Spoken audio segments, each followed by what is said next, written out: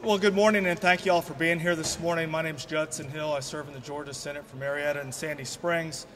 And we're here today simply to recognize and honor those who served and those who died in the Vietnam War. In 1955, with the support of other freedom-supporting countries in the region, the United States began contributing troops in support to South Vietnam. America lost more than 58,000 troops killed or missing in action. Those names and many of their faces are on display at the Vietnam Veterans Memorial Wall in Washington, D.C. And once a name is added, the Vietnam Veterans Memorial Fund looks to add a picture to that name on the wall of faces at the Vietnam Veterans Memorial. And today we come to bring attention to the names without faces on the wall. This is an initiative to bring attention to the names without faces on the wall. There are 1,584 Georgians who were either missing in action or killed during the Vietnam War. Those are some of our state's best and brightest. It's only right that we identify every single one. It's only right that we identify every last one of these soldiers, sailors, Marines, and Air Force, even the National Guard perhaps, that are missing or were killed in action. And of these Georgians who served in Vietnam, 831 Georgians are on that wall with both their names and their faces. However, 753 Georgians remain faceless. And today the Georgia legislature, namely the Georgia Senate, are calling on our constituents to help us identify the 753 remaining faceless Georgia Vietnam veterans. I ask for your help. I ask for the help of my constituents in Marietta and Sandy Springs. And I ask for the help of my colleagues in the Georgia legislature and from citizens across our state to help us identify these 753 remaining faceless veterans. The task is not easy, but it's not impossible. It can be done, so let's do it now. Lastly, I'd like to share the words from General George C. Patton, which are most appropriate at this time. It is wrong to mourn the men who died. Rather, we should thank God that such men lived. We thank Almighty God today for these men and for all these men and women who fought boldly and that they have given their lives to protect and defend our freedom and our liberties. And I'm honored and thankful today to be joined with General Gerard, who's the Adjutant General of the Georgia National Guard, as well as Senator Ed Harbison, who actually served for a number of years in our nation's military and also in the Vietnam War. And Senator Harbison, if you'd like to say a few words, otherwise I'll take some questions from y'all, and thank you so much for being here. Thank you. Well, thank you, Senator Hill, and as a Vietnam veteran myself who served with many of the men whose names are on that wall, I strongly support this effort because I think a tragedy would be a faceless veteran who gave his all for his country and remained faceless, so to speak. I think it's a wonderful effort. I strongly endorse it. And I was looking recently at several of my friends on that wall. I looked at the names, and some of the names were there, like Eddie Candidate from Montgomery, Alabama. His name was there, but his face was missing. And I think that's an epitome of what this program is all about, to put a face to the name. And I certainly endorse that as a Marine Corps veteran of the Vietnam War 3 times. So I support Senator Hill on that, very much so. Thank you very much. Thank you, sir. Senator Hill, you said it was a Senate-wide initiative. Can you go in depth a little more about how you're trying to engage the entire Senate and what you're doing to encourage their engagement? Absolutely. There's 753 Vietnam veterans who are missing in action or killed who are faceless today, Georgians who are faceless. So what we've done is we've broken that list down, the 753, by the 56 Georgia senators. So every senator will get a packet with the name of that soldier or sailor, the name of the member who died or is missing in action, who is from their Senate district. And the initiative would be such that you could reach out.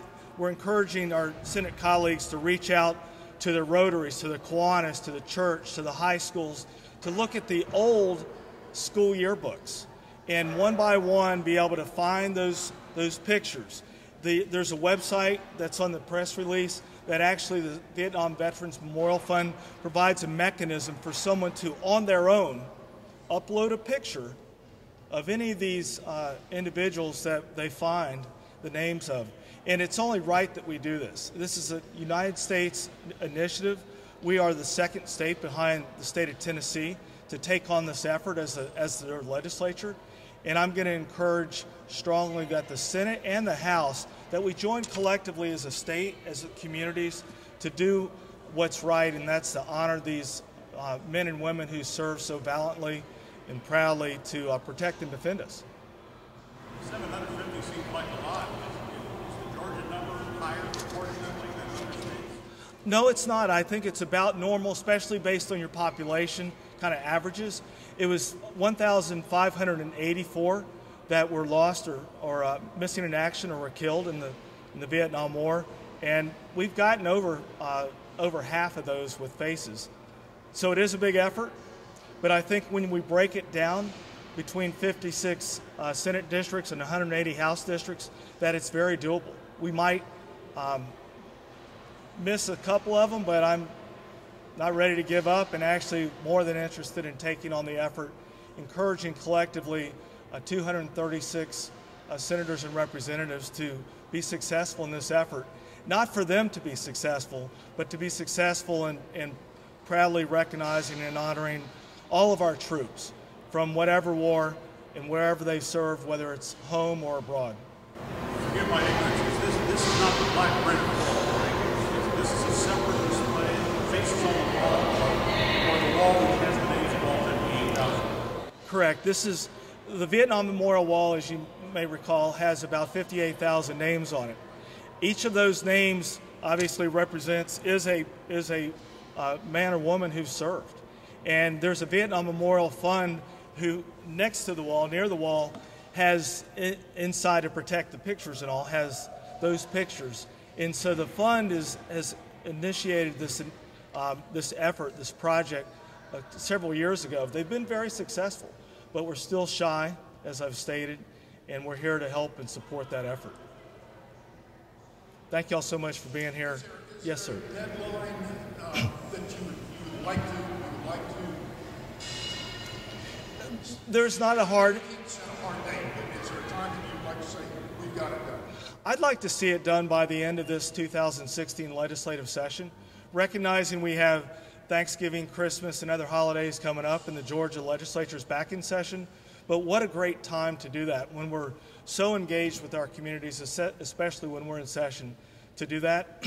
Some senators, some representatives may run into roadblocks, and we're here to help collectively and to pick up where someone may leave off. And I think our community should not give up, but I would hope that we could get a vast majority of those identified. Some have probably left, moved away years ago. Their families left maybe days, weeks, just a few years after they were called into service. But there's a picture somewhere, and we're here to find it. What can the general public do? The general public, that's a wonderful question. The general public can go back and look at the names of these individuals. It'll say, I don't have a name in front of me, but Private John Smith from Columbus, Georgia. We know, we can look in and know, thankfully because of the internet, find out that Private Smith may have attended Columbus High School. Then go back and look at the year that, because you'll see the year of his service in that example, and go back and project that they probably would have been in high school in 1967 in Columbus, Georgia in this school, and we can go back and start looking for pictures that way. Some people, as Senator Harbison said, know them, recognize those names, and may go back to their family albums. But I'm calling on the press across the state of Georgia, of all types, because they're the ones who can best get out the word. And then I'm calling on our community associations like our Chambers of Commerce or the Rotary and Kiwanis and all the other fine organizations. Collectively, I believe we can do this. Well, the Guard is not involved, but Senator Hill asked me to be here mainly, first of all, my dad fought in Vietnam, and so it's near and dear to my heart. Collectively, with the governor's initiative this year to recognize all of the Vietnam veterans with a certificate from the state of Georgia, but I just felt it was important to support this initiative as well. Thank you, General. Thank you, General. There's an organized initiative and alumni, if you will, of the Vietnam veterans who served in Georgia. They're active, they're very organized in my experience, and they're partnering with us through the, I was remiss, through the American Legions across the state also to use every resource we can to achieve this objective.